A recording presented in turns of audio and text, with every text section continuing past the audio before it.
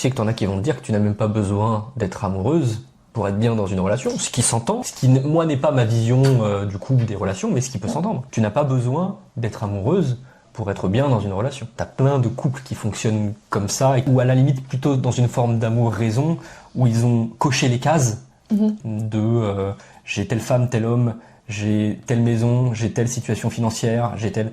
Et qui vont se dire, ok, ça me convient très bien. Je me marie pour la famille, je me mets en couple parce que autour de moi, frères, sœurs sont mariés en couple et que j'ai besoin de me retrouver dans cette communauté familiale. Il n'y a pas de passion dans mon couple, je ne suis pas amoureux, mais je m'en fiche, c'est pas ce que je cherche. Et peut-être que l'amour naîtra par la suite. Et parfois, c'est ce qui arrive, parfois ça n'arrive pas.